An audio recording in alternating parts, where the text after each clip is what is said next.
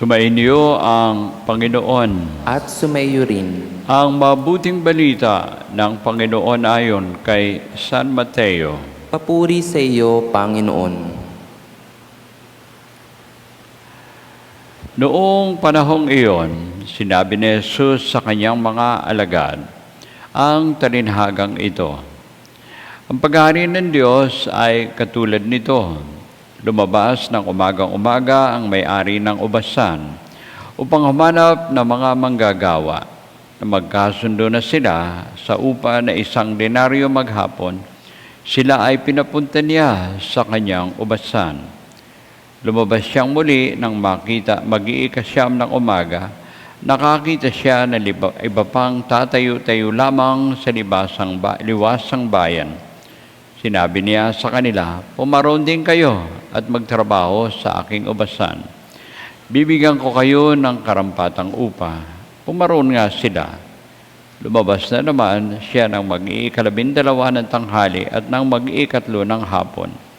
At gayon din ang ginawa. Nang mag-5 ng hapon, siya ay lumabas muli at nakakita pa ng ibang wala ring ginagawa. Sinabi niya sa kanila, "Bakit kayo tatayo-tayo lang dito sa buong maghapon? Wala pong magbigay sa amin ng trabaho." Sagot nila. At sinabi niya, "Kung gayon, pumaroon kayo at gumawa sa aking ubasan." Pagtatakip silim, sinabi ng may-ari ng ubasan sa kanyang katiwala, "Tawagin mo na ang mga manggagawa at sila ay upahan. Magmula sa huli hanggang sa unang nagtrabaho." Ang mga nagsimula na mag-5 ng hapon ay tumanggap ng tig-1 denaryo. At nang lumapit ang mga nauna, inakala nilang tatanggap sila ng higit doon. Ngunit ang bawat isa ay tumanggap din ng 1 denaryo. Pagkatanggap nila, nagreklamo sila sa may-ari ng ubasan. Sabi nila, "1 oras lang po gumawa ang mga huling dumating, samantalang maghapon kami na nagpagal at nagtiis na makapapasong init ng araw. Bakit po ninyo pinapareho ang upa sa amin?" At sinabi niya sa isa sa kanila, "Kaibigan, hindi kita dinadaya. Hindi ba at nagkasundo tayo sa 1 denaryo? Kunin mo ang ganang iyo at umalis ka na. Maano kung ibig kong upahan ang nahuli ng tulad ng upa ko sa iyo? Wala ba akong karapatang gawin ang aking maibigan sa ari-arian ko? O naiinggit ka lang sa aking kabutihang loob? Kaya't ang nahuhuli ay mauuna at ang nauuna ay mahuhuli." Ang mabuting balita ng Panginoon. Pinupuri ka namin, Panginoong Hesukristo. Magandang umaga po sa inyo lahat, mga kapatid. Tayo po ay tumingin sa mga katabi natin at batiin natin at sabihan natin ng hello.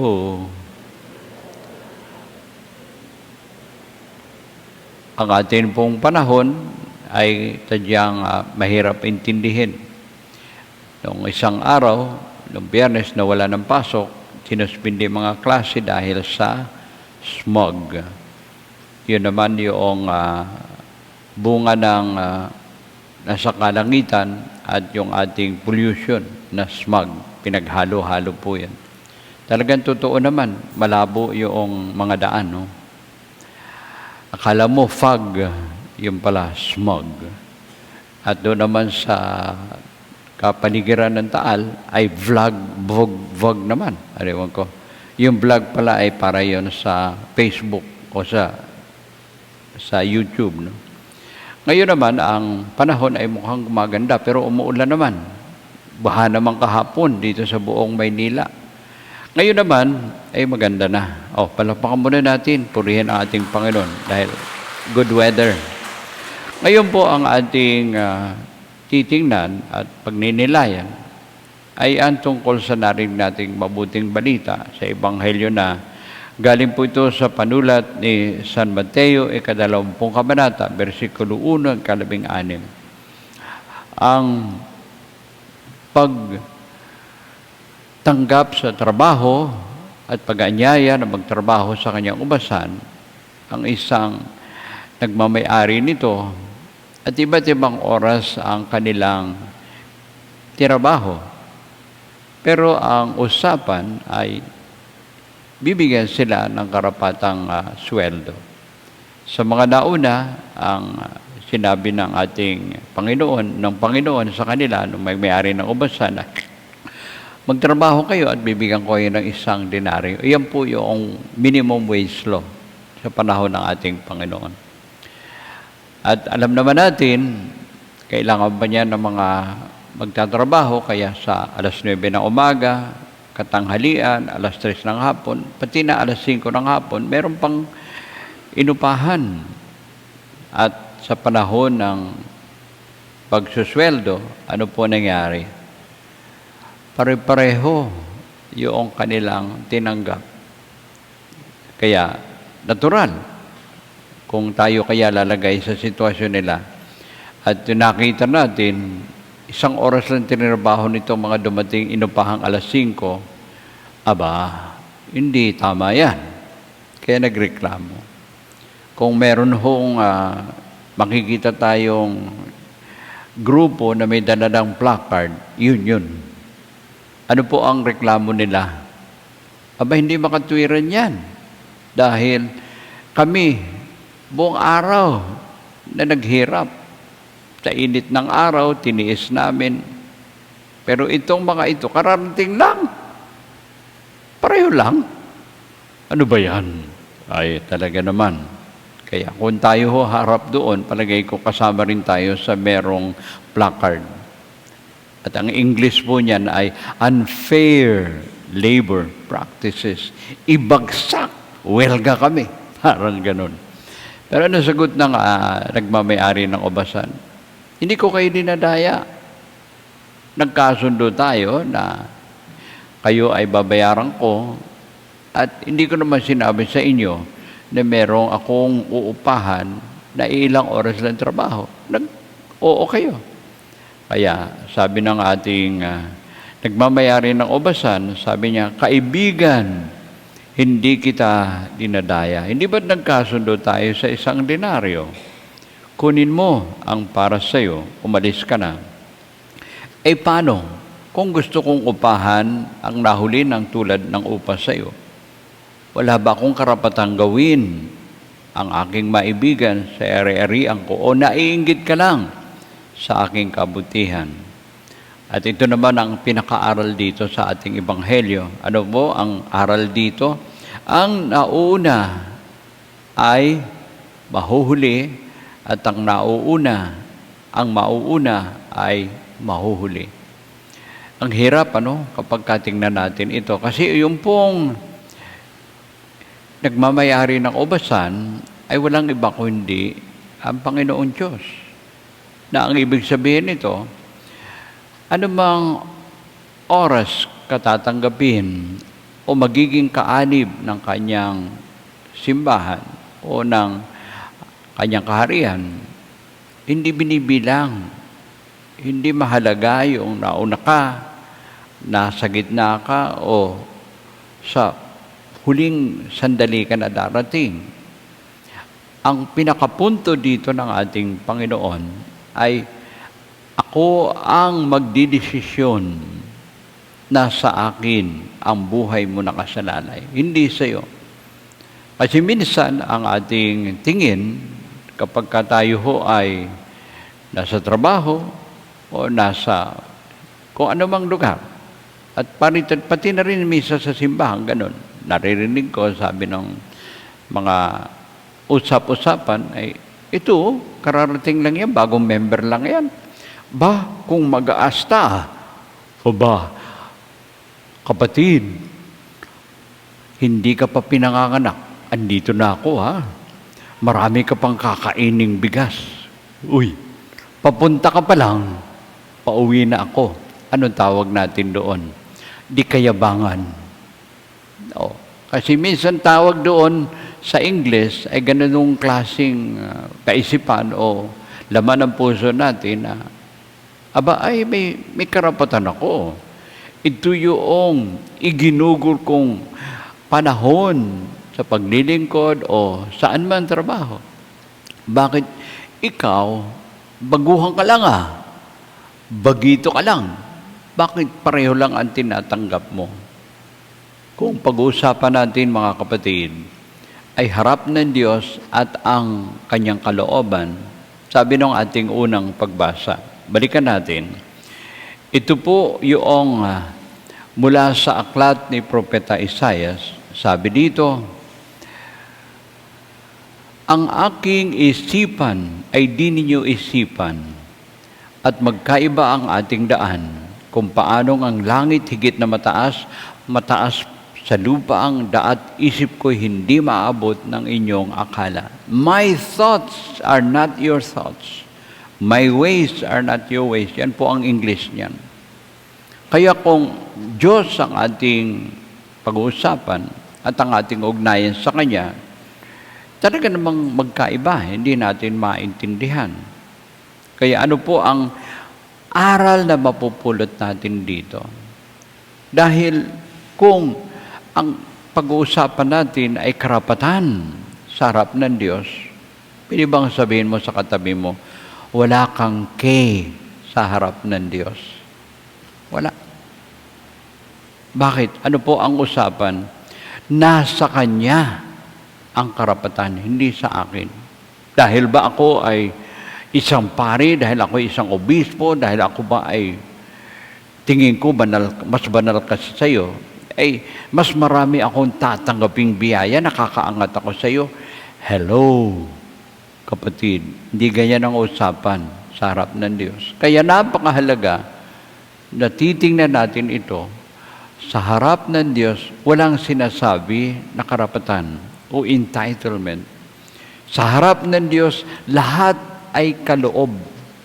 Everything is a gift from God. Biyaya ang kaloob niya sa atin.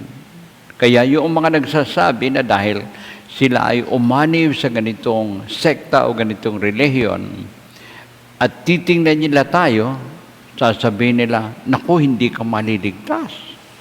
Kapatid, bakit po naman sinabi ninyo yan? Hindi ka pa kaanib namin. Wala ka pa. Malayo pa mararating mo. Baka iba pang mapupuntahan mo. Ano po ang sagot natin doon? Basahin mo lang itong ebanghelyong ito at sasabihin mo sa kanya, wala kang kay para sabihin yan. Dahil ang kaligtasan, ang pagpasok sa kaharian ng Diyos ay nasa kamay ng Diyos. Bagamat meron tayong kabahagi dahil ang buhay natin ang siyang basihan niyon, ang magdidetermina, ang magsasabi sa atin, kung halika na, kasama ka na.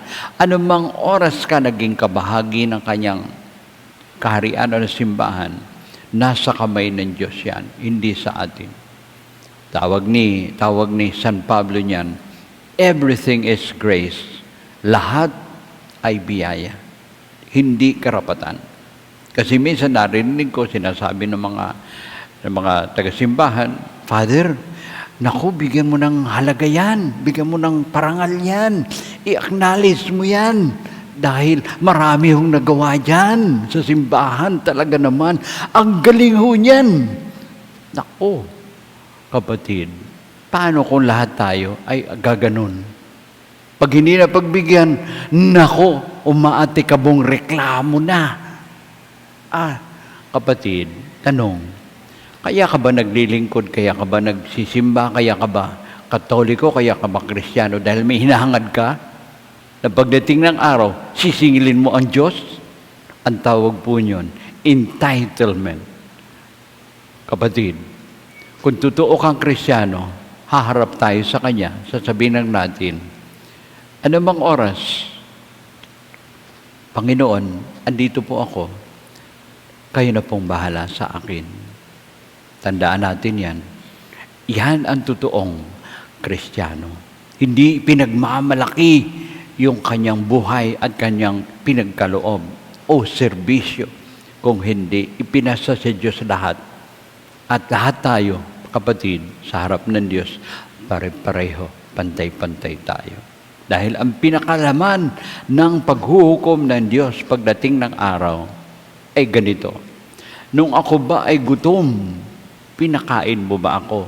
Nung ako'y uhaw, walang mainom, pinainom mo ba ako? Nung walang damit, binigyan mo ba ako ng masusuot? Nung walang matuluyan, pinatuloy mo ba ako? Nung ako ay may sakit, dinalaw mo ba ako? Nung ako ay nasa bilangguan, naalala mo pa ba ako? Yan, mga kapatid. Kaya tandaan natin, ang pinakamagandang halimbawa kung paano tayo sa harap ng Diyos ay hindi ang panahon na nauna ka, nasa gitna ka, nahuli ka. Maski takip siling ka na darating sa harap ng Diyos, tulad noong magnanakaw o kriminal na sa krus, isa sa kanila, nilait ang Diyos, si Jesus. Pero sabi naman ng isa, kapatid, wala kang karapatang sabihin sa kanya yan. Insultuhin siya. At tinignan niya si Jesus. Ano sabi niya kay Jesus? Kung maalala natin, alalahanin mo ko pagdating mo sa iyong kaharian. At ano sabi ni Jesus sa kanya? Ngayon din, makakasama kita sa aking paghahari. Anong oras na yon sa takbo ng buhay? Patapos na yung kanyang buhay. Kaya ito po ang dahilan, mga kapatid, kung bakit meron tayong sakramento ng pagpapahid ng langis o last. Hindi natin tinatawag na last sacrament yan. Noong araw ang tawag yan, extreme unction. Pag malapit ng mamatay, tinatawag ang pari. Pero ngayon hindi.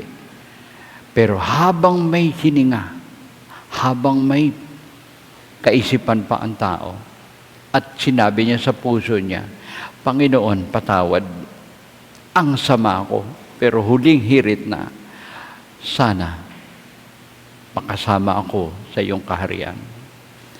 Ganyan ang Diyos sa atin, hindi dahil sa magaling ako o mabuti ako, kung hindi dahil sa kanyang kalooban, kagandahang loob.